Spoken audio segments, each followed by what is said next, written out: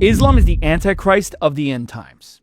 Sort of. Mainstream evangelical Christians have taught for decades that the Antichrist will arise from the Islamic world, often identifying him as the Mahdi and using the conflict between Isaac and Ishmael in Galatians 4 to perpetuate the narrative. Now, Islam is obviously a false religion that denies the biblical Christ, but that doesn't mean that the final Antichrist will be a Muslim. In fact, Islam may actually play a completely different role in the end times than what Christians have been taught. Let me explain. Jesus warned that false Christ would attempt to deceive the very elect, meaning that the Antichrist will prioritize deceiving believers, possibly by masking himself as the defender of the people whom Christians have been taught to believe are the chosen people of God, defeating what they've been conditioned to think is the ultimate enemy, which according to pulpits and Fox News, is Islam. In other words, Islam may actually be the scapegoat of the end times, the apparent enemy he defeats in order to present himself as the Messiah. But how does he do this? Well, Revelation 6 verse 1 tells us that the Antichrist will go forth conquering and to conquer, meaning that he will be involved in world wars, potentially against countries that have been labeled as hostile regimes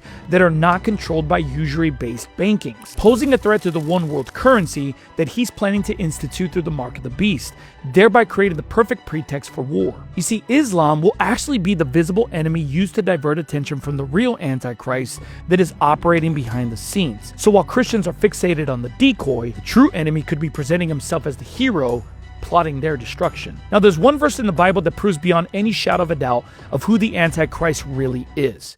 Read the comment section to find out.